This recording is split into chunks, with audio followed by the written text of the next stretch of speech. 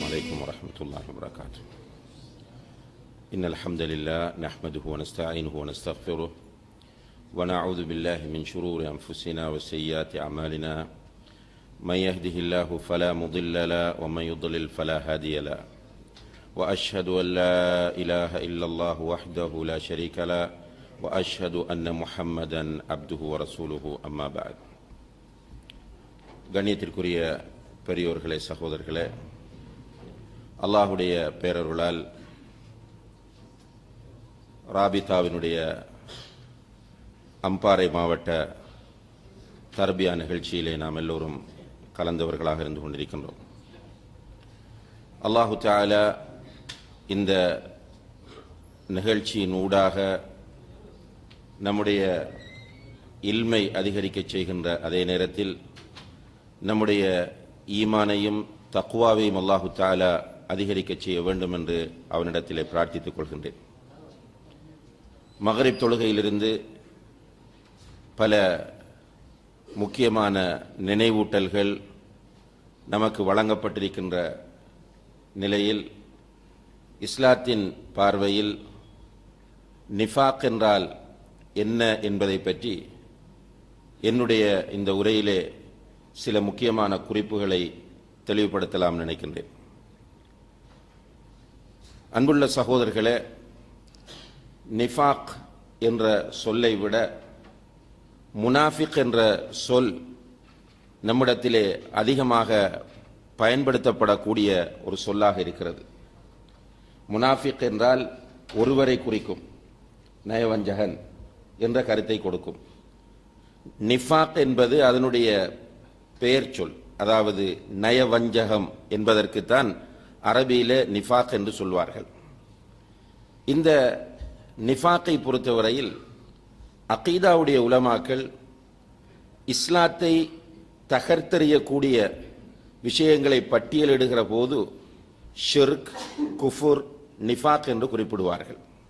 இப்போ ஷிர்க்கை போன்று ஒரு ஆபத்தானது, குஃபுரை போன்று ஒரு ஆபத்தான ஒன்று இந்த நிஃபாக்காக இருந்து கொண்டிருக்கிறது.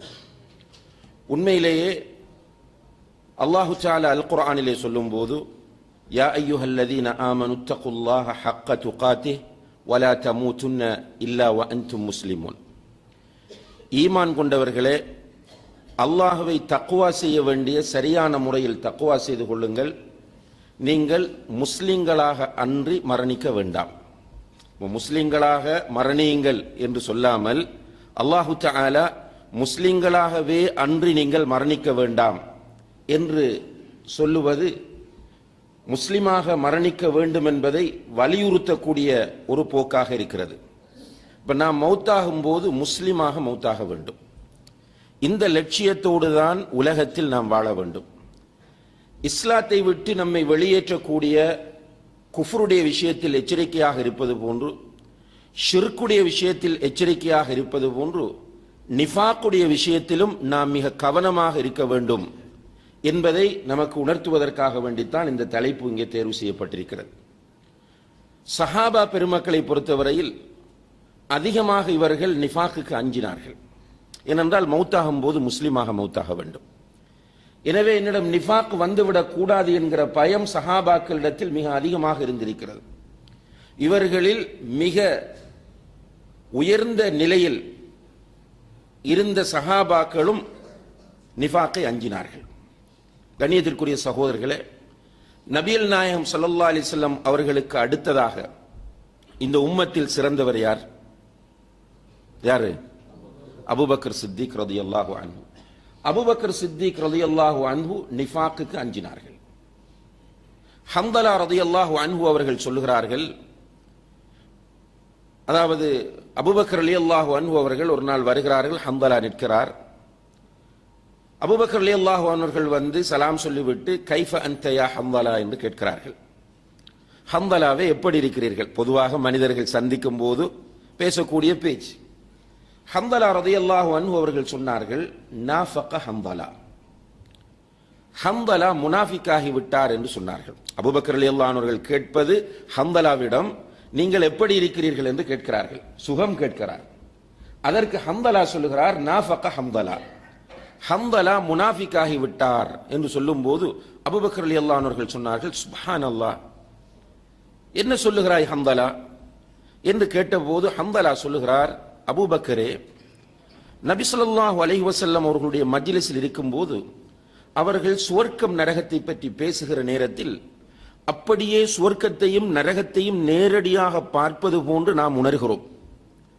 உடனே நாம் நரகத்திலிருந்து நம்மை பாதுகாத்துக் கொள்ள வேண்டும், சுவர்க்கத்திற்குள் நாம் நுழைந்து விட வேண்டும் என்ற ஆசை நம்முடைய உள்ளத்தில் மேலிடுகிறது. அந்த உணர்வோடு பள்ளியிலிருந்து வெளியே வருகிறோம். வீட்டுக்கு போய் பிள்ளைகளோடும் மனைவியோடும் பிஸியாகி விடுகிற நேரத்தில் அந்த உணர்வு, அந்த வேகம் குறைந்து விடுகிறது. இது ஒரு டபுள் ஸ்டாண்டர்ட், இரட்டை நிலையாக தெரிகிறது. இதனால் தான் நான் முனாஃபிக்காகி விட்டேன் என்று ஹந்தலா ரலியல்லாஹு அன்ஹு அவர்கள் சொல்லும் போது அபூபக்கர் ரலியல்லாஹு அன்ஹு அவர்கள் சொன்னார்கள், நானும் அப்படி ஃபீல் பண்ணுகிறேன். அல்லாஹு அக்பர். இன்றைக்கு உண்மையிலே கண்ணியத்திற்குரிய சகோதரர்களை நம்முடைய நிலைமையை நம்ம மறந்து விட்டோம். நாம் யார் என்பது நம்ம ஃபுல்லா மறந்துட்டோம். ஒரு ஜாஹிலியா நிறைந்த சமுதாயத்தில், ஃபித்னாக்கள் நிறைந்த சமுதாயத்தில் வாழும்போது கொஞ்சம் நன்மை செஞ்சிட்டால் நம்மை நாமே சொர்க்கவாசிகள் என்று முடிவெடுத்துக் கொள்கிறோம். நம்ம எப்படி ஒப்பீடு செய்கிறோம் என்றால், பொதுவாக அமல்களுடைய விஷயத்தில் மேலே இருக்கிறவர்களை பார்க்க வேண்டும், நிஅமத்துகளுடைய விஷயத்தில் கீழே இருக்கிறவர்களை பார்க்க வேண்டும். நாம் தலைகீழாக மாற்றிவிட்டோம். அமல்களுடைய விஷயத்தில் மேலே இருக்கிறவர்களை பார்த்து பொறாமைப்பட வேண்டும், நிஅமத்துகளுடைய விஷயத்தில் கீழே இருக்கிறவர்களை பார்த்து அல்லாஹ்வுக்கு நன்றி செலுத்த வேண்டும். இதுதான் ஒரு மூமினுடைய நிலை என்று ரசூல் ஸல்லல்லாஹு அலைஹி வஸல்லம் அவர்கள் வழிகாட்டுகிறார்கள். ஆனால் நாம் என்ன நினைக்கிறோம் என்றால், சிலர் நாம் ஜமாத்தோடு தொழுவோம், ஐங்கால தொழுகை ஜமாத்தோடு நிறைவேற்றுவோம். உடனே என்ன பார்க்கிறோம்னா, தொழாம ஜமாத் இல்லாமல் இருக்கிறவங்களை திரும்பி பார்த்துட்டு அல்ஹம்துலில்லாஹ் நான் தான் பெர்ஃபெக்ட் முஸ்லிம். உடனே பேசும்போது அது நம்முடைய வாயில் அப்படியே வெளிப்படுகிறது. மற்ற எல்லாரையும் நரகவாசியாக்கி நான் நான் நான் அவர் அறியாமல் அவர் நான் நான் சொல்லிக்கொண்டே இருக்கிறார், தன்னை சுத்தப்படுத்துகிறார். நான் சொர்க்கவாசி சொன்னார், மற்ற எல்லாரும் நரகவாசி என்கிறார். இன்னும் ஒருவர் ஜமாத்தோடு தொழாமல் 5 வக்தையும் டைமுக்கு தொழுவார். அவர் பார்க்கிறார், தொழுகையை விட்டு விட்டு தொழக்கூடியவர்களை பார்க்கிறார். பார்த்துட்டு அவர் தன்னை பெரிதான் நினைக்கிறார். இன்னும் ஒருவர் இருக்கிறார், தொழுகையை விட்டு விட்டாவது தொழுவார். அவர் அறவே தொழாதவனை பார்த்து மகிழ்ச்சி அடைகிறார்.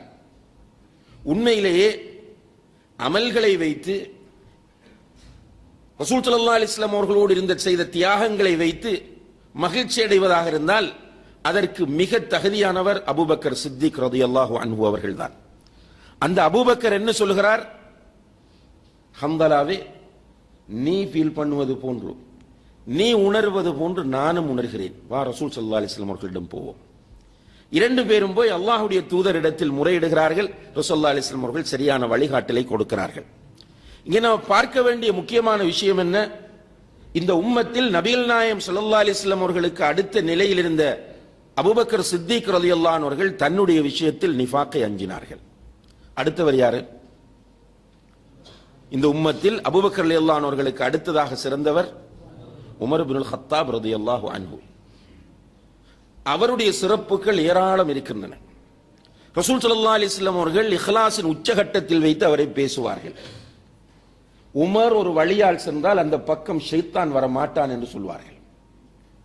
அந்த அளவுக்கு இஹ்லாஸில் ஸ்ட்ராங் ஆனவர். எதையும் முகத்தில் பேசிவிடுவார், ஒளிவு மறைவு கிடையாது. அவரை சுவர்க்கத்தை கொண்டு நன்மாராயம் கூறுகிறார்கள், அவர்களுடைய காது கேட்க. அவர் ஷஹீத் என்று அவருடைய காது கேட்க அல்லாஹ்வுடைய தூதர் நன்மாராயம் சொல்கிறார்கள். இப்படியான பல சிறப்புகளோடு இருந்த உமர் இப்னுல் கத்தாப் ரலியல்லாஹு அன்ஹு அவர்கள் ரசூல் ஸல்லல்லாஹு அலைஹி வஸல்லம் அவர்கள் வஃபாத்தானதும் ரசூல் ஸல்லல்லாஹு அலைஹி வஸல்லம் அவர்களுடைய ரகசிய தோழராகிய ஹுதைஃபா ரலியல்லாஹு அன்ஹு அவர்களை சந்திக்கிறார். சந்தித்து, ஹுதைஃபாவே, மதீனாவிலே இருந்த முனாஃபிக்குகளுடைய பெயர்களை எல்லாம் அல்லாஹ்வுடைய தூதர் உன்னிடம் தந்திருக்கிறார்கள் என்பது எனக்கு தெரியும். ரசூலுல்லாஹி அலைஹி வஸல்லம் அவர்கள் ரகசியமாக அவரிடம் மாத்திரம் யார் யார் முனாஃபிக் என்கிற லிஸ்டை கொடுத்திருந்தார்கள். இது உமர் ரலியல்லாஹு அன்ஹு அவர்களுக்கு தெரியும். உமர் ரலியல்லாஹு அன்ஹு அவர்கள் ஹுதைஃபா ரலியல்லாஹு அன்ஹு அவர்களிடம் போய் கேட்கிறார்கள், ஹுதைஃபாவே, அந்த லிஸ்டை கொஞ்சம் எனக்கு காட்டு என்று. ஹுதைஃபா ரலியல்லாஹு அன்ஹு அவர்கள் மறுத்து விடுகிறார்கள். அல்லாஹ்வுடைய தூதர் அமானிதமாக என்னிடம் கொடுத்தது, நான் காட்ட மாட்டேன் என்று சொல்கிறார்கள். உண்மையிலேயே இன்றைய காலத்தில் ஒருவர் போய் அந்த லிஸ்டை கேட்டா எதுக்கு கேட்பார்?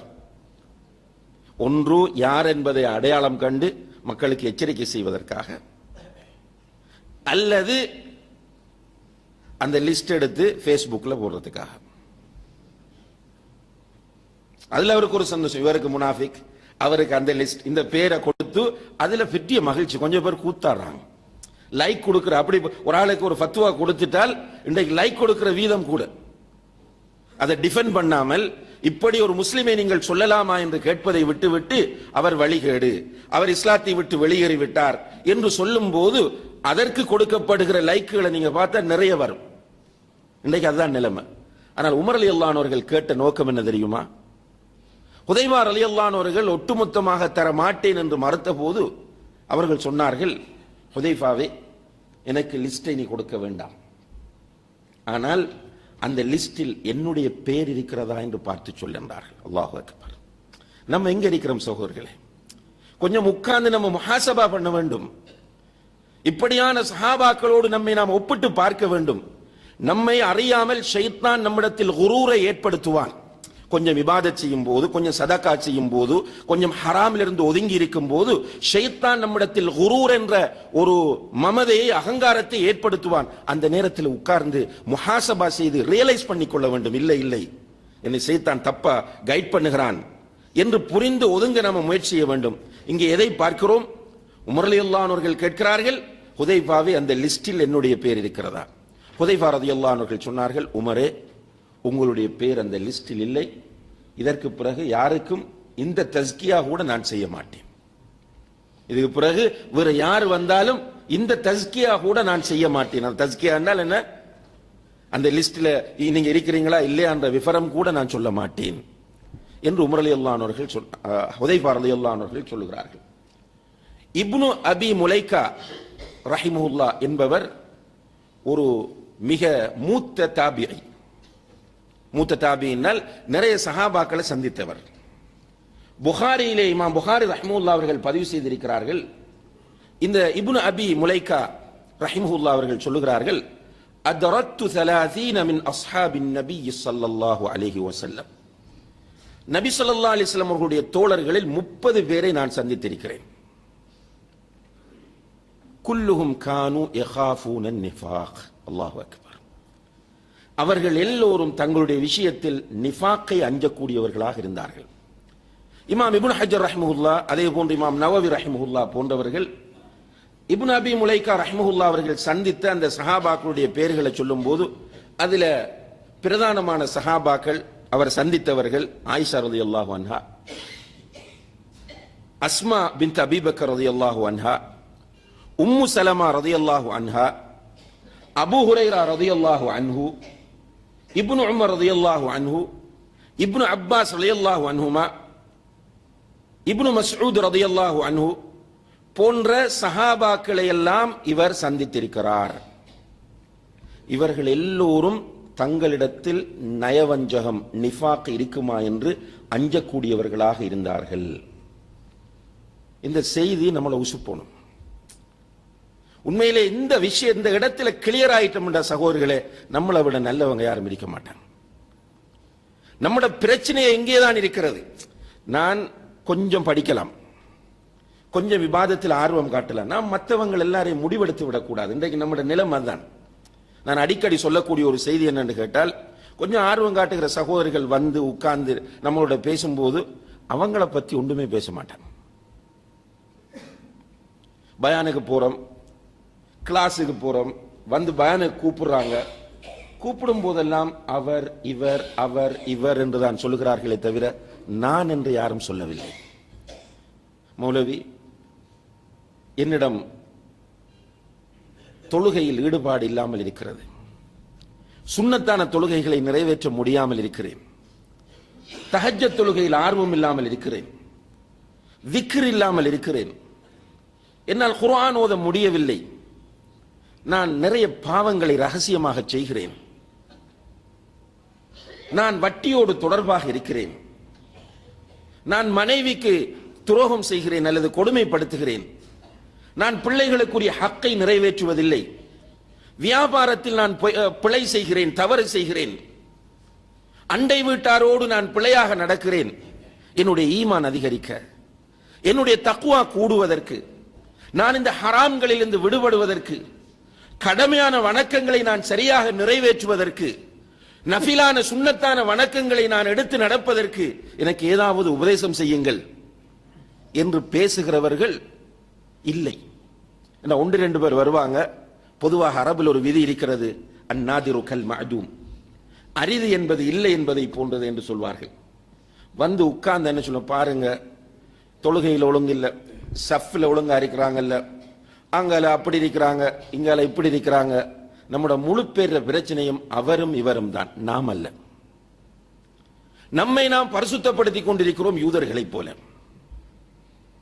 தங்களை தாங்களே யார் எந்த ஒரு மகான் பரிசுத்தப்படுத்தினாலும் அவர் பிழை செய்கிறார். அல்லாஹ் குர்ஆனில் சொல்லுகிறான், வலா துஸக்கு அன்ஃபுஸக்கும், உங்களை நீங்கள் தஸ்கியா செய்யாதீர்கள். நான் நல்லவன், நான் அப்படியானவன், நான் இப்படியானவன். லா ஹவுல வலா குவத்த இல்லா பில்லாஹ். எப்படி வரும் சகோதரர்களே, ஈமானை சுமந்த ஒரு உள்ளத்தினால் நான் நான் நான் நான் பேச முடியாது, நிச்சயமாக முடியாது.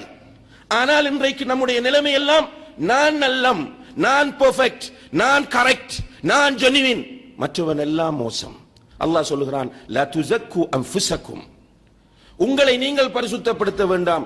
ஹுவ அஅலமு பிமன் இத்தகா, உங்களில் யாருடைய உள்ளத்தில் தக்வா இருக்கிறது என்பது அவனுக்கு தான் தெரியும். அதே போன்று அல்லாஹ் தஆலா ஒரு பயங்கரமான கேள்வி கேட்கிறான் நபியை பார்த்து, அலம் தர இலல் லதீன யுஸக்கூன அன்ஃபுஸஹும், நபியே தங்களை தாங்களே பரிசுத்தப்படுத்தக்கூடிய அவர்களை நீ பார்க்கவில்லையா என்று அல்லாஹ் கேட்கிறான். தங்களை தாங்களே பரிசுத்தப்படுத்திக் கொண்டு தெரியக்கூடிய அவர்களை நீ பார்க்கவில்லையா?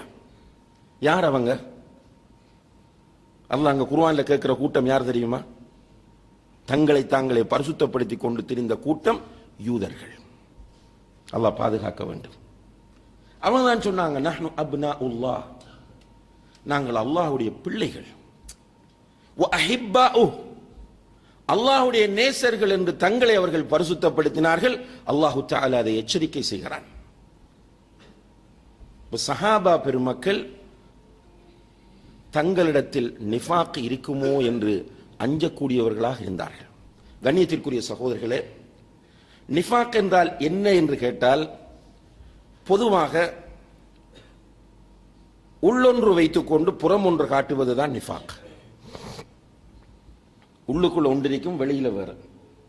மார்க்கத்தில் நிஃபாக் என்று சொன்னால், ஒருவர் தன்னுடைய உள்ளத்திற்குள் குஃப்ரை மறைத்துக் கொண்டு, அவருடைய உள்ளத்தில் அடிப்படையில் இருப்பது இறை நிராகரிப்பு, இதை வைத்துக் கொண்டு வெளியில முஸ்லிமை போன்று நடிப்பார். இதற்குத்தான் நிஃபாக் என்று சொல்லப்படும். இந்த நிஃபாக்கை பொறுத்தவரையில் உலமாக்கள் இதை இரண்டாக பிரிக்கிறார்கள். ஒன்று அந்நிஃபாக்குல் அக்பர், பெரிய நிஃபாக். இதை அந்நிஃபாக்குல் இஅ்திகாதி என்றும் சொல்வார்கள், அகீதாவிலே ஏற்படக்கூடிய நிஃபாக். இன்னும் ஒன்று அந்நிஃபாக்குல் அஸ்கர், சிறிய நிஃபாக். இந்த நிஃபாக்குக்கு அந்நிஃபாக்குல் அமலி, செயற்பாட்டோடு தொடர்பான நிஃபாக் என்றும் பெயர் சொல்வார்கள். நினைப்பில் வச்சுக் கொள்ளுங்க. அந்நிஃபாக்குல் அக்பர் பெரிய நிஃபாக், அது கொள்கையோடு சம்பந்தப்பட்டது. அந்நிஃபாக்குல் அஸ்கர் சிறிய நிஃபாக். சிறிய நிஃபாக் என்பது அமலோடு தொடர்பானது. கொள்கையோடு தொடர்பான நிஃபாக்கில் ஒருவர் ஈடுபட்டால் அவர் இஸ்லாத்தை விட்டு வெளியேறி விடுகிறார், எந்த டவுட்டும் இல்லை. அவர் தெளிவான காஃபிர், காஃபிரை விட மோசமானவர். அல்லாஹ் தஆலா அல் குர்ஆனிலே சொல்கிறான், இன்னல் முனாஃபிகீன ஃபித் தர்கில் அஸ்ஃபலி மினன் நார், நிச்சயமாக முனாஃபிக்குகள் நரகத்தின் ஆக கீழ்த்தட்டில் கிடப்பார்கள். வெளிப்படையில் முஸ்லிமை போன்று இருப்பார்கள், உள்ளே அவர்கள் முஸ்லிம் அல்ல. இப்படி இருக்கிற முனாஃபிக்குகள் நரகத்தின் ஆக கீழ்த்தட்டிலே இருப்பார்கள். கண்ணியத்திற்குரிய சகோதரர்களே, இந்த முனாஃபிக்குகளை பொறுத்தவரையில் அவர்களுடைய சில செயற்பாடுகளை உலமாக்கள் நமக்கு அடையாளப்படுத்துகிறார்கள். குர்ஆன் சொல்லக்கூடிய சில செயற்பாடுகளை எடுத்து பட்டியலிட்டு காட்டுகிறார்கள். இந்த உள்ளுக்கு முஸ்லிமாக இல்லாமல் வெளியில முஸ்லிமாக இருப்பவன் எப்படி இருப்பான் என்று கேட்டால், சூரத்து தௌபா 65, 66 வசனங்களில் அல்லாஹ் சொல்லுகிறான், வலஇன் சஅல்தஹும் லயகூலுன்ன இன்னமா குன்னா நஹூது வனல்அப். நபியே, நீர் அவர்களிடம் கேட்டால், யார்கிட்ட? அந்த முனாஃபிக்குகள்கிட்ட கேட்டால், நாங்கள் விளையாட்டாகத்தான் சொன்னோம் என்று சொல்வார்கள். அதாவது இந்த முனாஃபிக்குகள் ரசூல் ஸல்லல்லாஹு அலைஹி வஸல்லம் அவர்களையும் சஹாபாக்களையும் குறை கண்டுகொண்டு அவர்களை கேலி செய்து கொண்டிருந்தார்கள். அவர்களை கண்டு ரசூல் ஸல்லல்லாஹு அலைஹி வஸல்லம் அவர்கள் ஏன் இப்படி பேசினீர்கள் என்று கேட்கும் போது அவர்கள் கொடுத்த பதில் என்னென்று கேட்டால், இன்னமா குன்னா நஹூது வ நல்அப், நாங்கள் சும்மா விளையாட்டுக்காக வேண்டித்தான் இப்படி சொன்னோம் என்று சொல்வார்கள். அல்லாஹ் சொல்றான், நபியே, நீர் அவர்களிடம் கேளும், அபில்லாஹி வ ஆயாத்திஹி வ ரசூலிஹி குன்தும் தஸ்தஹ்சிஊன், அல்லாஹ்வையும் அவனுடைய வசனங்களையும் அவனுடைய தூதரையுமா நீங்கள் பரிகாசம் செய்கிறீர்கள்? லா தஅததிரு, நீங்கள் நியாயம் சொல்ல வேண்டாம். கது கஃபர்தும் பஅத ஈமானிக்கும், நீங்கள் ஈமான் கொண்டது போன்று காட்டிவிட்டு இப்போது நீங்கள் காஃபிராக மாறிவிட்டீர்கள் என்று நபியே நீர் அவர்களிடம் சொல்லும் என்று அல்லாஹு தஆலா அந்த கூட்டத்திற்கு சொல்லுமாறு கட்டளையிடுகிறான். இந்த வசனத்தில் முனாஃபிக்குகளுடைய செயல் என்ன என்று கேட்டால், அல்லாஹ்வை பழி பண்றது, அல்லாஹ்வுடைய தூதரை கேலி செய்வது, அல்லாஹ்வுடைய வேத வசனங்களை கேலி செய்வது. இன்றைக்கும் நீங்கள் இப்படியானவர்களை முஸ்லிம்கள் தோற்றத்தில் பார்க்கலாம். அல்லாஹ்வை கேலி செய்வாங்க, அல்லாஹ்வுடைய தூதரை கேலி செய்வார்கள். உதாரணமாக சல்மான் ருஷ்டி, தஸ்னிமா நஸ்ரின், இப்படி நிறைய பேர் அவருடைய பட்டியல் நின்று கொண்டே செல்லும். இவர்கள் அல்லாஹ்வையும் அல்லாஹ்வுடைய தூதரையும் அல்லாஹ்வுடைய வேத வசனங்களையும் கேலி செய்யக்கூடியவர்கள். இப்படியாக கேலி செய்வது முனாஃபிக்குகளுடைய ஒரு செயலாக இருந்து கொண்டிருக்கிறது. அதே போன்று குறை சொல்வது அல்லது திட்டுவது, ஏசுவது, அல்லாஹ்வையும் அல்லாஹ்வுடைய தூதரையும் ஏசுவது அல்லது குறை சொல்வது.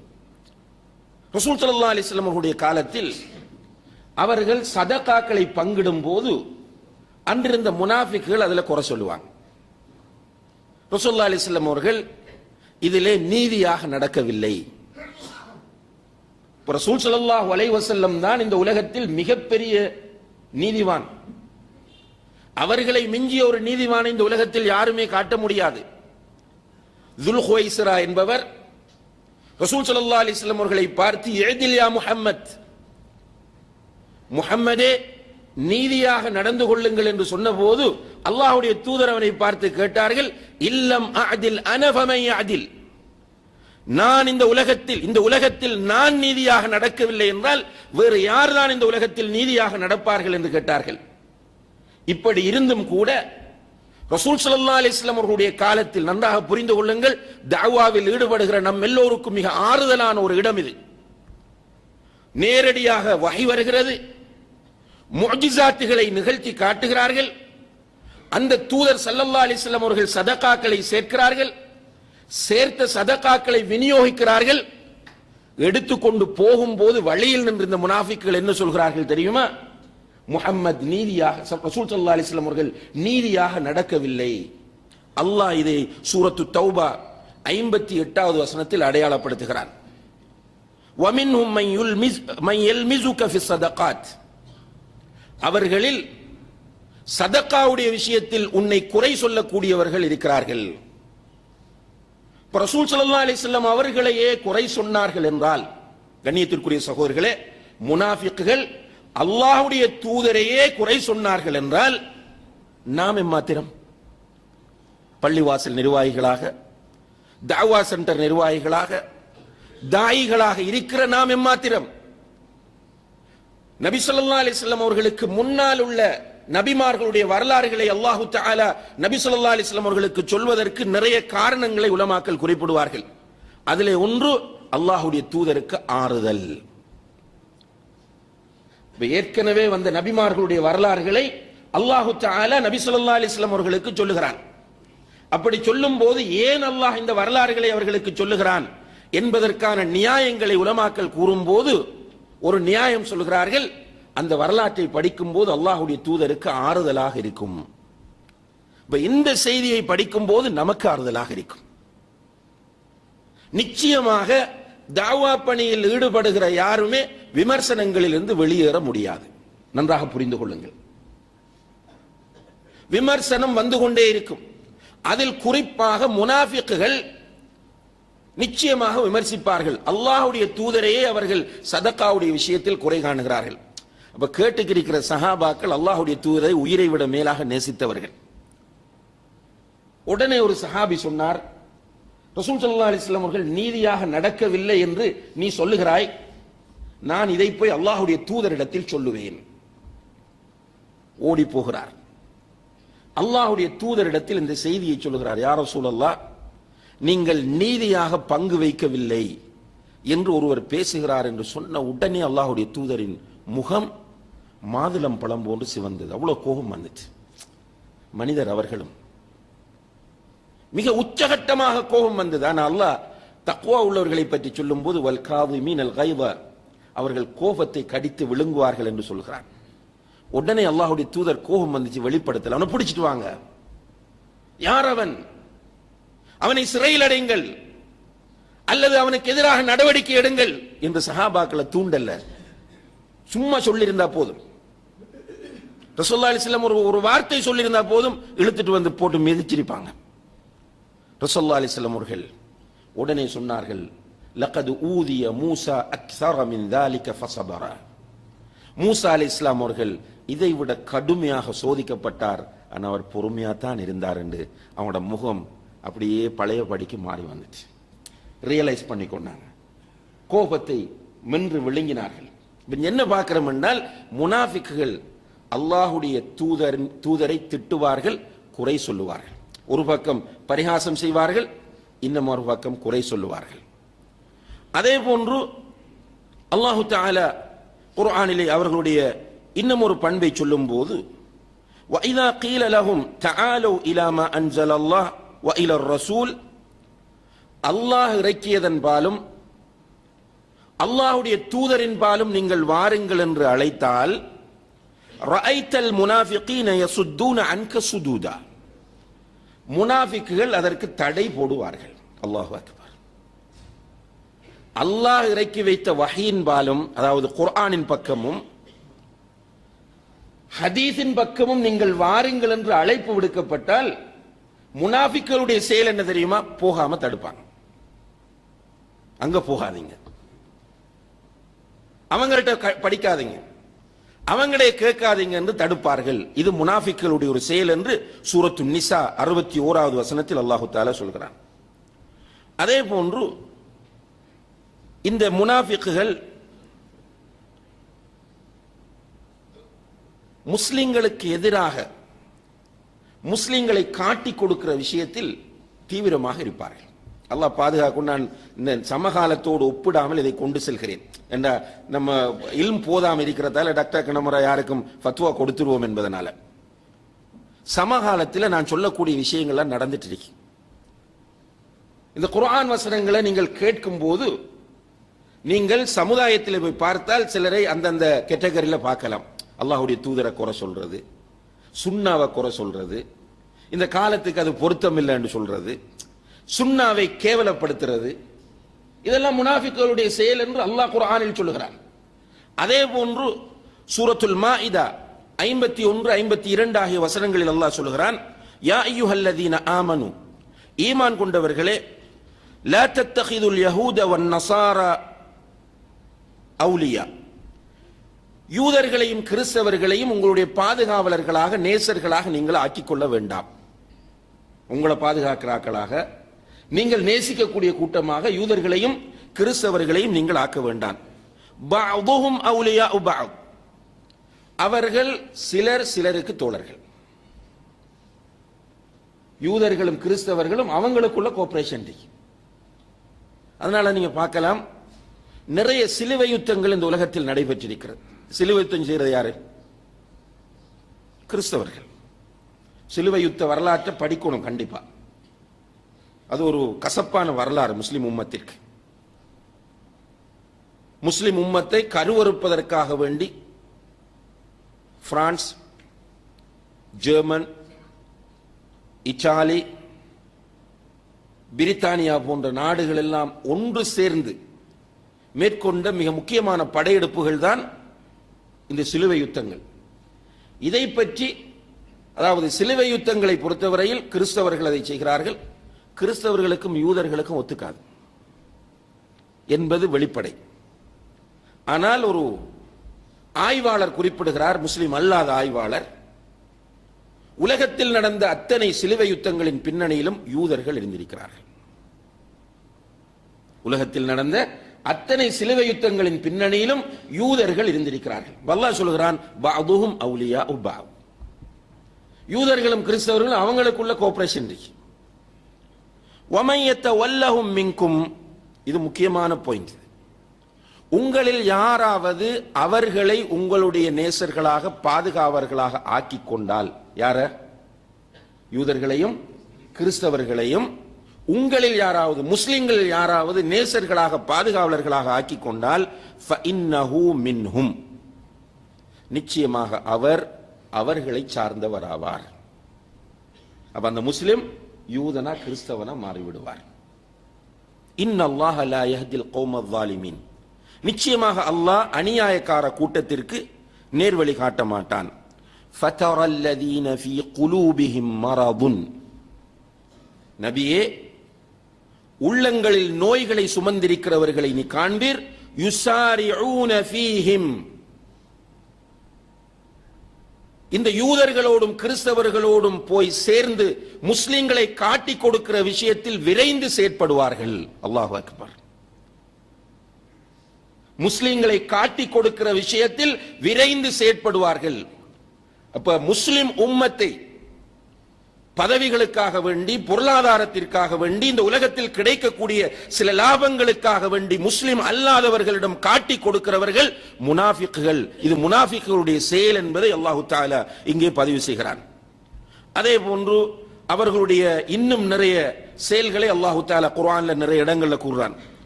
அதுல குறிப்பாக சூரத்துல் பக்ரா 13வது வசனத்தில் அல்லாஹ் சொல்றான், வஇதா கீல லஹும் ஆமினு, இந்த முனாஃபிக்குகளிடம் வந்து ஈமான் கொள்ளுங்கள் என்று சொன்னால், காலு அனுமினு கமா ஆமன சுஃபஹா, இந்த மடையர்கள் ஈமான் கொண்டது போன்று எங்களை ஈமான் கொள்ள சொல்லுகிறீர்களா என்று கேட்பார்கள்.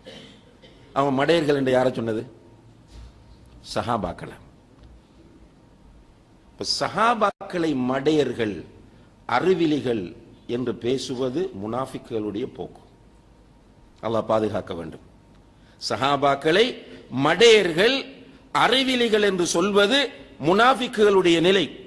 மேலும் அல்லாஹ் தஆலா சூரத்து தௌபா 79வது வசனத்தில் சொல்கிறான், அல்லதீன யல்மிஸூனல் முத்தவ்விஈன மினல் முஃமினீன ஃபிஸ் ஸதகாத், தாராளமாக அல்லாஹ்வுடைய பாதையில் அள்ளி வழங்கக்கூடிய மூமின்களை இந்த முனாஃபிக்குகள் குறை காண்பார்கள். அப்ப முனாஃபிக்குகள் மூமின்களுடைய நல்ல செயல்களை குறை காண்பார்கள். இன்றைக்கு நீங்க பார்க்கலாம் எப்படின்னால், இப்ப நீங்க தாவாவில் ஈடுபாடு காட்டுவீங்க, காட்டணும்னு ஒரு கூட்டம் இருந்துக்கு அதை குறை காட்சிக்கே இருக்கு. செய்யறது நல்ல வேலை. பண்புள்ள சகோதரர்களே, இப்ப தாயிகள் என்று களத்தில் வரக்கூடியவர்கள் மദ്രஸால ஓதிட்டு வருவாங்க, அல்லது ஏதாவது ஜாமியாக்கள்ல படிச்சுட்டு வருவாங்க, வந்து பயான் பண்ணுவாங்க. இவங்க வானத்திலிருந்து இறங்கினவங்களா? பூமியிலிருந்து முளைச்சு வந்தவங்களா? இல்ல. இவங்க யாரு? மனிதர்கள். அவங்களோட உடம்புல ரத்தம் ஓடுது, உணர்வுகள் இருக்கு, எல்லாம் இருக்கு. இந்த அடிப்படையில் அவர்களிடம் தவறு வருமா வராதா? தாயிகளிடம், உலமாக்களிடம், மௌலவிகளிடம் தவறு வருமா வராதா? வரும். இன்னைக்கு நீங்க பாருங்க, ஒரு ஆலிம், ஒரு மௌலவி, ஒரு தாயி தவறு செய்து விட்டால் நோட்டீஸ், ஃபேஸ்புக், வாட்ஸ்அப், அனாமதே கோல், இப்படி நிறைய வந்து என்ன சொல்ல வாரம் முடிவென்ன? இப்போ ஒரு மௌலவி ஒரு ஹராமான காரியத்தை செய்கிறார், அவர் செய்யக்கூடாது. அது மௌலவி மட்டும்தானே செய்யக்கூடாது, எல்லாரும் செய்யக்கூடாது. உதாரணமாக ஒரு மௌலவி சினிமா பார்க்கிறாருன்னு வைங்க. சினிமா பார்க்கிறாருன்னு சொன்னால் மௌலவி பார்க்கப்படா, மத்தாக்களும் பார்க்கப்படாதான். மௌலவி மட்டும் பார்க்க கூடாதுன்னு இல்லை, முஸ்லீம்கள் பார்க்க கூடாது.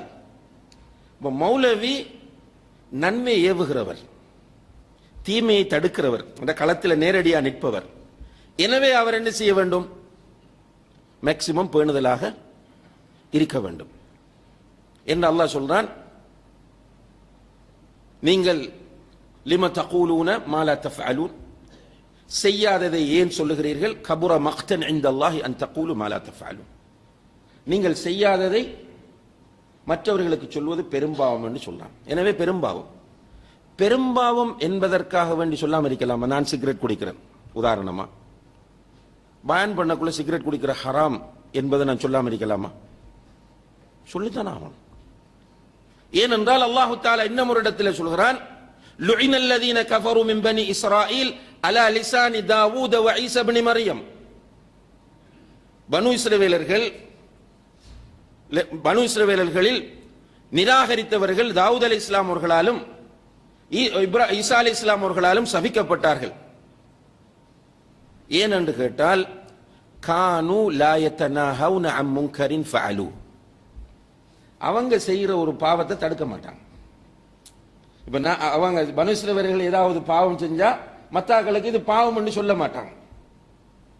அதனால அல்லாஹு தஆலா 2 நபிமார்களை கொண்டு அவர்களை சபிக்க வைத்தான். அப்ப என்ன செய்ய வேண்டும்? செஞ்சாலும் சொல்லித்தான் ஆகணும். இப்ப நல்லா யோசிங்க, ஒரு மௌலவி ஒரு தப்பு செய்கிறார், முடிவென்ன? நீ குத்பா ஓதக்கூடாது, பயான் கொடுக்க கூடாது, பேசக்கூடாது, இப்படி முடிவெடுத்தால் எத்தனை பேர் வந்து நிற்பாங்க கடைசியில் பயான் பண்றதுக்கு? ஒருத்தர் நிற்க மாட்டாங்க. நீங்க என்னில் ஒரு பிழையை கண்டு இவரை நிறுத்துங்கன்னா நான் அவரில் ஒரு பிழையை கண்டு அவரை நிறுத்த சொல்லுவேன். இருக்கிற ஒத்தரும் மலக்கு இல்லை, எல்லார்ட்டையும் பிழை இருக்கு, ப்ரூவ் பண்ணுவோம். என்னில் ஒரு பிழையை நீங்கள் ப்ரூவ் பண்ணி என்னை ஒதுக்கினால் அவரில் இருக்கிற பிழையை நீங்க ப்ரூவ் பண்ணி ஒதுக்க வேண்டும். கடைசியில் என்ன ரிசல்ட்? பயம் பண்றதுக்கு ஆள் இல்லை. கொஞ்சம் யோசிச்சு பாருங்க. ஒருத்தரும் பயம் பண்ண இல்லாது, ஒருத்தரும் மிம்பருக்கு ஏற இல்லாது, அந்த தகுதி யாருக்கும் இல்லை, கொத்போதுறதுக்கு ஆள் இல்லை. இரண்டாவது என்ன நடக்க போது? சமுதாயத்தில் இருக்கிற பாவங்கள் எல்லாம் தலை விரித்தாடும். அப்ப இது ஒரு டேஞ்சரான நிலை. இந்த பணிகளில் ஈடுபடுகிறவர்கள் தவறு செய்தால் சுட்டிக்காட்ட வேண்டும், அதுல இரண்டாவது கருத்து கிடையாது. அதுக்காக நீ ஒதுங்கிட்டு போன்னு சொல்லலாது, அந்த ரைட் ஒருத்தருக்கு கிடையாது. தாவா களத்தில் இருந்து யாரையும் ஒதுக்குகிற உரிமையை அல்லாஹ் யாருடைய கையிலும் கொடுக்கவில்லை. நன்றாக புரிந்து கொள்ள வேண்டும். மிம்பர்களில் இருந்து தாயிகளை ஒதுக்க வேண்டும். அதுல நான் சொல்ல வர தாய் யார் என்று கேட்டால், சிறுக்க பேசுகிறவன் அல்ல, பித்அத்தை பேசுகிறவன் அல்ல. ஷிர்க், பித்அத், குஃப்ரை பேசுகிறவன் இஸ்லாத்தில் கிடையாது. இஸ்லாத்தில் இல்லாதவன் வேறு விஷயம். இஸ்லாத்தில் இருந்து கொண்டு, மார்க்கத்தில் இருந்து கொண்டு பெரும்பாவங்கள், சிறு பாவங்கள் செய்யக்கூடியவர்கள் தாவா செய்யக்கூடாது என்று சொல்வதற்கு அல் குர்ஆனிலோ ஹதீஸிலோ எந்த ஆதாரமும் கிடையாது. அதை தடுத்து நிறுத்துகிற உரிமையை அல்லாஹ் யாருடைய கையிலும் கொடுக்கவில்லை. அப்படி ஒருவர் வாதிடுகிறார் என்றால் அவருக்கு வகை வருகிறது என்று வாதிட அவர் முயற்சி செய்ய வேண்டும். அல்லாஹ் பாதுகாக்க வேண்டும். இப்படி தாயிகளை டேமேஜ் பண்ணி பண்ணி பண்ணி ஒதுக்க முயற்சி செய்வது முனாஃபிக்களுடைய தன்மை. அல்லாஹ் இந்த வசனத்திலே சூரத்து தௌபாவின் 79வது வசனத்தில் இதை இங்கே சொல்லுகிறான். எனவே இந்த இடத்தில் நாம் எல்லோரும் கவனமாக இருக்க வேண்டும். இப்படியாக இந்த முனாஃபிக்களுடைய செயல்களை நிறைய அல்லாஹ் குர்ஆனில் அடையாளப்படுத்துகிறான். அதே போன்று அவர்களுடைய சில சிஃபத்துகளையும் அல்லாஹ் தஆலா சொல்கிறார். இப்படி இப்படி தன்மை அவங்கள்ட்ட இருக்கும். உதாரணமாக நாம் எல்லோரும் கவனமாக சிந்திக்க வேண்டிய ஒரு வசனம் தான், நோட் பண்ணிட்டு தர்ஜுமத்துல் குர்ஆன் எடுத்து படிப்போம். சூரத்து நிசா 4வது அத்தியாயத்தின் 142வது வசனம். அல்லாஹு தஆலா சொல்கிறான், இன்னல் முனாஃபிகீன யுஹாதிஊன அல்லாஹ வஹுவ ஹாதிஉஹும். முனாஃபிக்குகள் அல்லாஹ்க்கு சதி செய்ய பார்க்குறாங்க, ஆனா அல்லாஹ் அவர்களுக்கு சதி செய்வான். முனாஃபிக்குகள் அல்லாஹ்வுக்கு சதி செய்ய பார்க்குறாங்க, அல்லாஹ் அவர்களுக்கு சதி செய்வான். வஇதா காமு இலஸ் ஸலாத்தி, முனாஃபிக்குகள் தொழுகைக்கு எழுந்து நின்றால் காமு குசாலா, சோம்பேறிகளாக எழுந்து நிற்பார்கள். யுராஊனன் நாஸ், மனிதர்களுக்கு காட்டுவதற்காக வேண்டி எழுந்து நிற்பார்கள். வலா யذ்குரூன அல்லாஹ இல்லா கலீலா, அல்லாஹ்வை கொஞ்சமாகத்தான் திக்ர் செய்வார்கள். அன்புள்ள சகோதரர்களே, இங்கே அல்லாஹு தஆலா முனாஃபிக்குகளுடைய 3 பண்புகளை சொல்லுகிறார். ஒன்று என்ன? தொழுகைக்கு வந்த மாச்சல தான் வருவாங்க, ஃப்ரெஷ்ஷா. ஒரு படம் பார்க்க போறதுக்கு ஃப்ரெஷ்ஷா போவாங்க, ஒரு அரசியல் மீட்டிங்கு ஃப்ரெஷ்ஷா போவாங்க, ஒரு ஜாஹிலியத்தான காரியத்தை நிறைவேற்றதுக்கு இன்ட்ரெஸ்டா போவாங்க, ஆர்வத்தோட போவாங்க, ஒரு கல்யாணம் கூட ஹாப்பியா போவாங்க. தொலை போகக்குள்ள மாச்சல தான் போவாங்க. தொழுகைக்கும் என்னத்துக்கு போறேன்னு கேட்டா, நம்ம போகாட்டி நாளைக்கு நம்ம கலப்பான், மற்றவர்களுக்கு காட்டினா தான், நம்ம பள்ளிக்கு போனா தான் கேள்வி கேட்கலாம். அதாவது இந்த தன்மை உள்ளவர்கள் மற்றவர்களுக்கு காண்பிப்பதற்காக வேண்டி. 3வது தன்மை என்ன? வலா யذ்குரூன அல்லாஹ இல்லா கலீலா, அல்லாஹ்வை சொற்பமாகவே அவர்கள் திக்ர் செய்வார்கள். அன்புள்ள சகோதரர்களே, இந்த நிலை நம்மிடம் இருந்தால் ஆபத்தானது. அல்லாஹ் பாதுகாக்க வேண்டும். இது நம்ம மத்தாக்களுக்கு ஜட்ஜ் பண்றது சொல்லல, நான் என்னில் உரசி பார்க்கிறது. நீங்க ஒவ்வொருவரும் உங்களை உரசி பார்ப்பதற்கான ஒரு அழகான வசனம் இது. சூரத்து நிசா 142. அதே போன்று அல்லாஹு தஆலா அவர்களுடைய இன்னும் சில பண்புகளை குர்ஆனிலே சொல்கிறான். சூரத்துல் பக்ரா 14வது வசனத்தில் சொல்கிறான், வஇதா லக்குல் லதீன ஆமனு காலு ஆமன்னா, ஈமான் கொண்டவர்களை சந்தித்தால் நாங்களும் மூமின்கள் என்று சொல்வார்கள். வஇதா ஹலவ் இலா ஷயாத்தீனிஹிம், அவங்களோட ஷைத்தான்களோட போய் சேர்ந்துட்டா காலு இன்னா மஅக்கும், நாங்க உங்களோட தான். இன்னமா நஹ்னு முஸ்தஹ்சியூன், நாங்க அங்கால என்னத்துக்கு போனோம்னா சும்மா பாடி பண்றது தான் போனோம், நாங்க சீரியஸா போகல. அவங்கள கேலி செய்யறதுக்கு, அவங்களை இழிவுபடுத்துறதுக்காக தான் அவங்க சைட் மாதிரி காட்டணுமே தவிர உண்மையாக நாங்க நல்ல நோக்கத்தோடு அங்கால போகலன்னு சொல்லுவாங்க. இங்கால வந்தா மூமின், அங்கால போனா காஃபிர். 2 பக்கத்திலே நடிப்பாங்க. இதை பற்றி அல்லாஹு தஆலா சூரத்து நிசா 4வது அத்தியாயத்தின் 143வது வசனத்தில் சொல்லும் போது, முதப்தபீன பைன தாலிக், அவங்க 2க்கும் இடையில கிடப்பாங்க. லா இலாஹா உலா வலா இலாஹா உலா, அந்த பக்குவம் இல்லை, இந்த பக்குவம் இல்லை. குஃப்ருக்கும் பொருந்தும், ஷிர்குல் அக்பருக்கும் பொருந்தும். முஷ்ரிக்குகளுடைய உறவு, கபர்களை கட்டி அந்த கபர்களை வணங்குவதற்காக வேண்டி எல்லா ஏற்பாடு செய்கிறவர்களோடையும் போய் சேர்ந்துக்கிறது, தௌஹீத்வாதிகளோடையும் வந்துக்கிறது. இவங்கள்ட்ட வந்தா நாங்க தௌஹீத், அங்க போனா நாங்க உங்களோட தான். சும்மா அவன் என்ன சொல்றான்னு பார்க்க போனோம். இங்க முஸ்லிம், அங்க ஷியாக்கள்கிட்ட போறது, ஷியாக்கள்கிட்ட போய் ஷியாக்கள்கிட்ட நல்லவனை போல நடிக்கிறது. நம்மகிட்ட வந்து என்ன சொல்றா, நாங்க ஷியாவெல்லாம் இல்ல, சும்மா என்னன்னு பார்க்க போனோம். இப்படியான நிலையில் இருக்கிறவர்கள் எல்லாரும் ஆபத்தான நிலையில் இருக்கிறவர்கள். அதே போன்று அன்புள்ள சகோதரர்களே, இந்த முனாஃபிக்குகள் அவர்களுடைய தன்மைகள் ஒன்றுதான். சூரத்துல் அஹ்ஸாப் 18-19 வசனங்கள் அல்லாஹு தஆலா சொல்றான், அவர்களிடம் வெட்கம் குறைவாக இருக்கும், முனாஃபிக்குகளிடம் வெட்கம் குறைவாக இருக்கும், அவர்களுடைய நாவு நீளமாக இருக்கும். நாவு நீளமாக என்றால் அவங்களோட நாவுக்கு எல்லாரும் பயப்படணும். பேசினா எல்லாரையும் வாயடைக்க வச்சிருவாங்க, எல்லாரையும் டேமேஜ் பண்ணி முடிச்சிருவாங்க. அப்படியானவர்களாக இருப்பார்கள். அதே போன்று இந்த இதெல்லாம் அந்நிஃபாகுல் இஅ்திகாதி, கொள்கையோடு தொடர்பான நிஃபாக்கோடு சம்பந்தமானவை. இந்த கொள்கையோடு சம்பந்தமான நிஃபாக்கில் இருக்கிறவர் இஸ்லாத்தை விட்டு வெளியேறி விடுகிறார். ஆனால் ஒரு விஷயத்தை நம்ம தெளிவாக புரிஞ்சு கொள்ளணும், யாருக்கும் முனாஃபிக் என்று தீர்ப்பு கொடுக்கிற ரைட் நமக்கு இல்லை.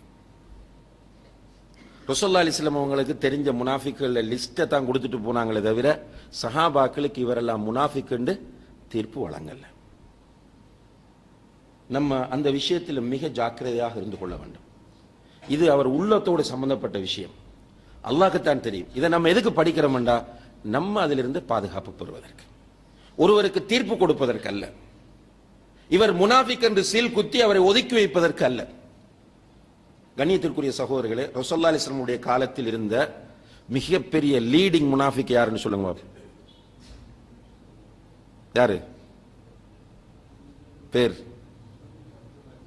அப்துல்லாஹ் இப்னு உபை இப்னு சலூல்.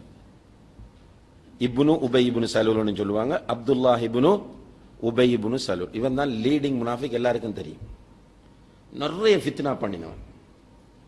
ரசூலுல்லாஹி அலைஹி வஸல்லம் அவர்கள் சந்தித்ததுல ஆக டேஞ்சரஸ் ஃபெலோ, கடுமையா டிஸ்டர்ப் பண்ணினான்.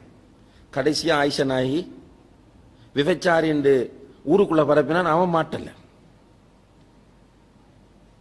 ஆயிஷா நாயகி விபச்சாரி என்று ஊரெல்லாம் பரப்பி சஹாபாக்களை நம்ப வச்சான். ஹஸ்ஸான் இப்னு சாபித், அது மாதிரி ஹம்னா பின் ஜஹ்ஷ், மிஸ்தஹ் இப்னு அசால் ரலியல்லாஹு அன்ஹும் போன்ற சஹாபாக்கள் நம்பி பேசிட்டாங்க.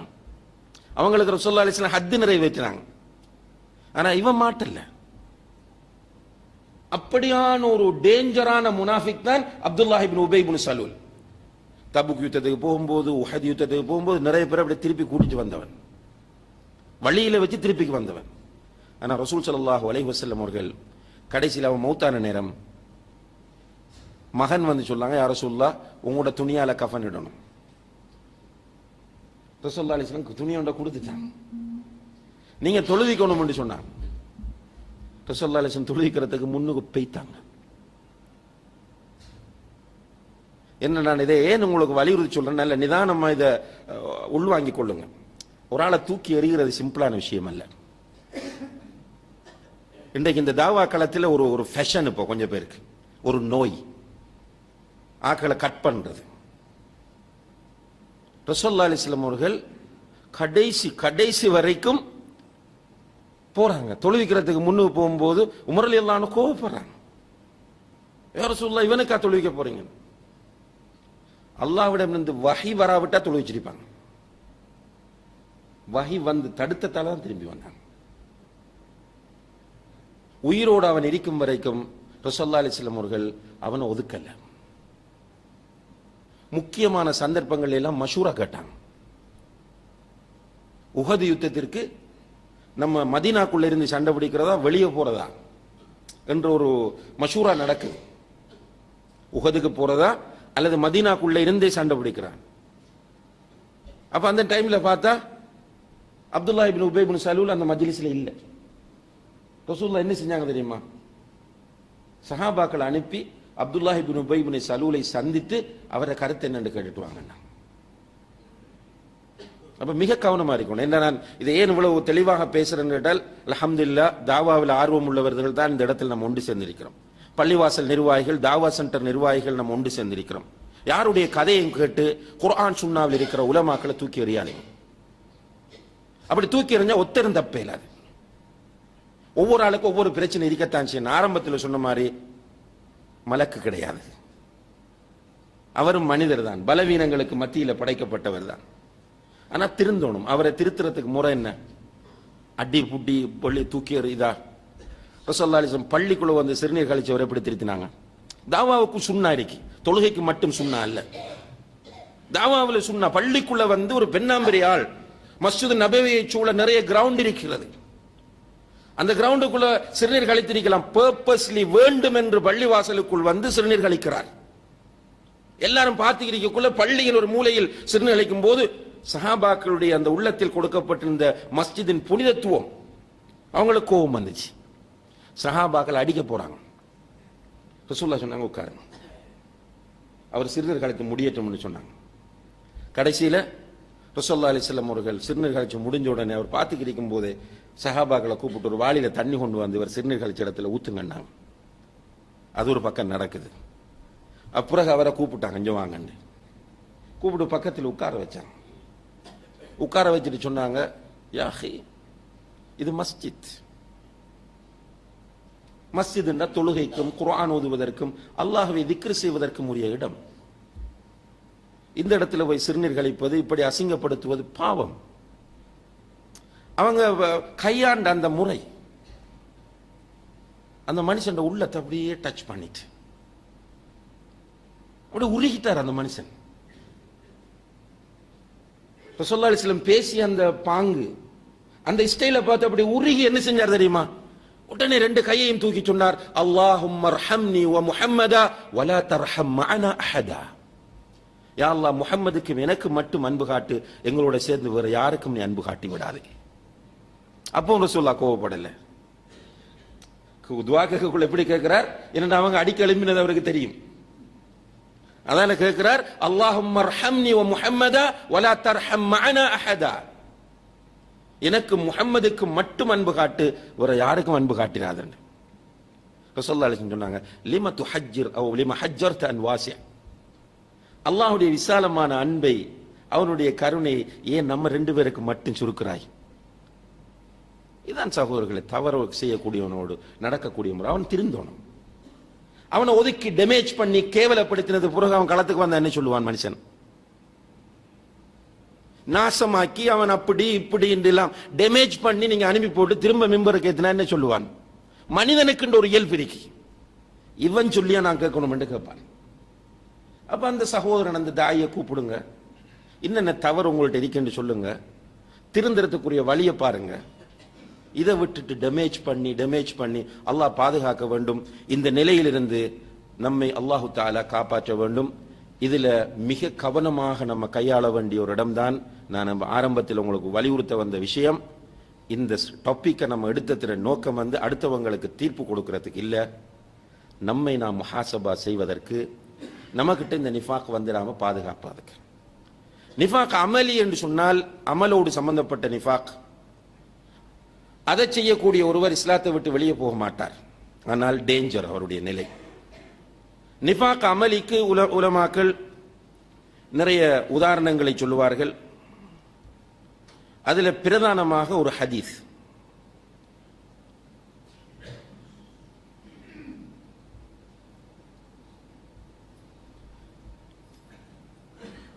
எந்த ஹதீஸ் என்று கேட்டால் ரசூல் ஸல்லல்லாஹு அலைஹி வஸல்லம் அவர்கள் சொல்லுகிறார்கள், அர்பஉன் மன் குன்ன ஃபீஹி கான முனாஃபிகன் ஹாலிஸா. 4 விஷயங்கள் யாரிடம் இருக்கிறதோ அவன் ஒரு தெளிவான முனாஃபிக்காக இருப்பான். 4 விஷயங்கள் யாரிடம் இருக்கிறதோ அவன் தெளிவான ஒரு முனாஃபிக்காக இருப்பான். وإن كانت فيه خصلة منهن كانت فيه خصلة من النفاق حتى يدعها. அந்த நாளில ஏதாவது ஒரு பண்பு அவனிடம் வந்தால் நிஃபாக்குடைய ஒரு பண்பு அவனிடம் வந்திருக்கிறது, முனாஃபிக்குடைய ஒரு பண்போடு அவன் இருக்கிறான், அதை விடும் வரைக்கும். விட்டுட்டான் என்றால் அல்ஹம்துலில்லாஹ். ஒன்று என்ன? இதா ஹத்தஸ கதப, பேசினால் பொய் சொல்லுவான். பேசினா பொய் சொல்லுவான் என்பது வேறு சில ரிவாயத்தில் நம்ம எப்படி பார்க்கிறோம் என்றால், சும்மா தற்செயலாக வரக்கூடிய பொய் அல்ல, வேண்டுமென்று பொய்யை சொல்லுவான், மற்றவர்கள் உண்மை என்று நம்புவார்கள். மற்றவங்களை உண்மை என்று நம்ப வைக்கக்கூடிய அளவுக்கு பொய்யை சொல்லுவான். இது முனாஃபிக்கினுடைய ஒரு செயல், ஒரு பண்பு. வைதா ஆஹத கதர, உடன்படிக்கை செய்தால் அதற்கு மோசடி செய்வான். இப்ப 2 பேர் ஒப்பந்தம் செய்யறோம். எப்படி ஒப்பந்தம் செய்யறோம் என்றால், இப்ப உதாரணமாக கொடுக்கல் வாங்கல் ஒப்பந்தம் உண்டு. இன்ஷா அல்லாஹ் இப்போ இதை தாங்க, நான் ஒரு 6 மாசத்துல திருப்பி தருவேன்.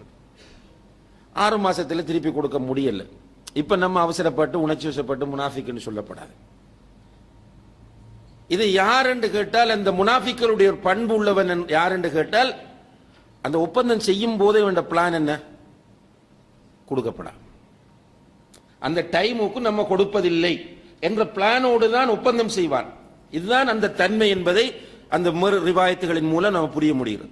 3வது வைதா வஅத அஹ்லஃப, வாக்களித்தால் மாறு செய்யறது. வாக்களிக்கும் போதே இப்ப போய் நம்ம ஒன்றை கேட்கிறோம், கேட்ட உடனே இன்ஷா அல்லாஹ் முயற்சி செய்வோம் என்று சொல்றது ஒரு வாக்குறுதி தான். அதே டைம்ல இன்ஷா அல்லாஹ் உங்களோட மகனை நான் அப்பாயிண்ட் பண்ணி தருவேன், சும்மா சொல்றது. வாக்களிக்கக்குள்ளேயே அந்த வாக்குறுதியை நிறைவேற்றக்கூடாது என்ற எண்ணத்தோடு சொல்வது, இது முனாஃபிக்குகளுடைய தன்மை. நான்காவது வைதா ஹாசம ஃபஜர, யாருடனாவது ஒரு தர்க்கத்தில் ஈடுபட்டால் தண்ட சைடை நியாயப்படுத்துறதுக்காக எல்லா மேக்சிமம் முயற்சியும் செய்யறது. அதுக்கு போய் சாட்சியத்தை கொண்டு வரது, தேவையான எவிடன்ஸ் எல்லாம் உருவாக்குறது, இப்படி வேலை செய்யறது. இந்த 4 பண்புகளும் ஒருவனிடம் இருந்தால் அவன் தெளிவான முனாஃபிக். 4ல் 1 இருந்தால் முனாஃபிக்குகளுடைய ஒரு பண்பு அவனிடம் இருக்கிறது என்று ரசூல் ஸல்லல்லாஹு அலைஹி வஸல்லம் அவர்கள் சொல்லுகிறார்கள்.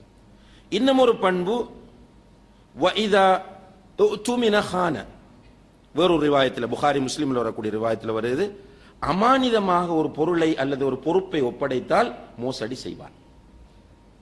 அமானிதமாக ஒரு பொருள் அல்லது ஒரு பொறுப்பு ஒப்படைக்கப்பட்டால் மோசடி செய்வான். இதுவும் முனாஃபிக்குகளுடைய ஒரு தன்மை. அதே போன்று இன்னும் ஒரு ஹதீஸ்ல வருது, முஸ்லிமில் வரக்கூடிய ஹதீஸ், மன் மாத வலம் யக்ஸு வலம் யுஹத்திஸ் பிஹி நஃப்ஸுஹு மாத அலா ஷுஅபத்தின் மின் நிஃபாக்.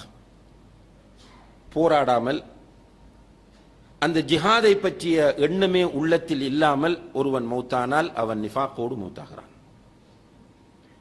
அப்ப அல்லாஹ்வுடைய பாதையில சரியான முறையில் ஒரு ஆட்சி இமாம் இருந்து அந்த இமாமுக்கு கட்டுப்பட்ட நிலையில் ஜிஹாத் செய்யக்கூடிய ஒரு சந்தர்ப்பம் எனக்கு கிடைத்தால் ஜிஹாத் செய்வேன் என்ற எண்ணம் இருக்க வேண்டும். அந்த எண்ணம் அறவே இல்லாமல் இருப்பது நிஃபாக்கின் ஒரு அடையாளம். அதே போன்று ரசூலுல்லாஹி ஸல்லல்லாஹு அலைஹி வஸல்லம் அவர்கள் சொல்கிறார்கள், அக்ஸரு முனாஃபிகி உம்மதி குர்ராஉஹா. அல்லாஹ் நம் அனைவரையும் பாதுகாக்க வேண்டும்.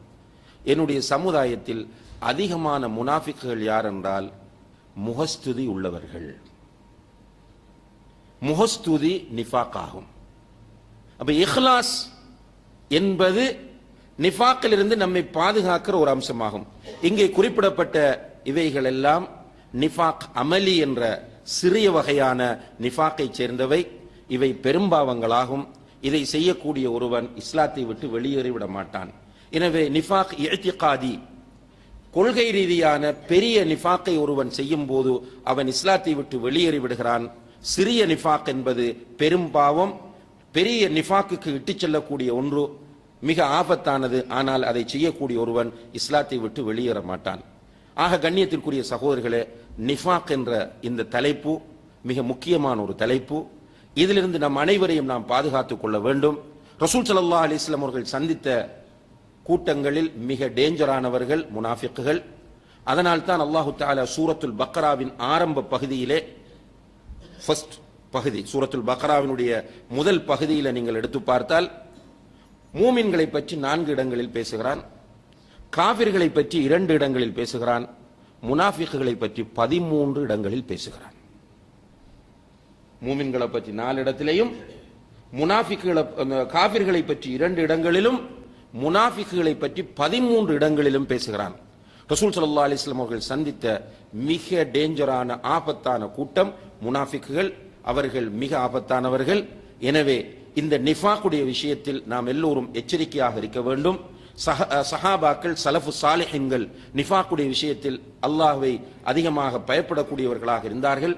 தங்களிடத்தில் நிஃபாக் வந்துவிடக் கூடாது என்கிற எச்சரிக்கையோடு அவர்கள் இருந்தார்கள் என்பதையெல்லாம் நாம் பார்த்தோம். எனவே அல்லாஹ்விடத்தில் நிஃபாக்கில் இருந்து நம்மை பாதுகாக்குமாறு பிரார்த்திக்கிற அதே நேரத்தில் முனாஃபிக்குகளுடைய பண்புகளை அறிந்து அதிலிருந்து நம்மை நாம் தூய்மையாக்கிக் கொள்ள முயற்சிய வேண்டும். எல்லாம் வல்ல அல்லாஹு தஆலா அதற்கு நம் அனைவருக்கும் தௌஃபீக் செய்வானாக. வ ஆகிரு தஅவானா அனில் ஹம்துலில்லாஹி ரப்பில் ஆலமீன். வஸ்ஸலாமு அலைக்கும் வரஹ்மத்துல்லாஹி வபரகாத்துஹு.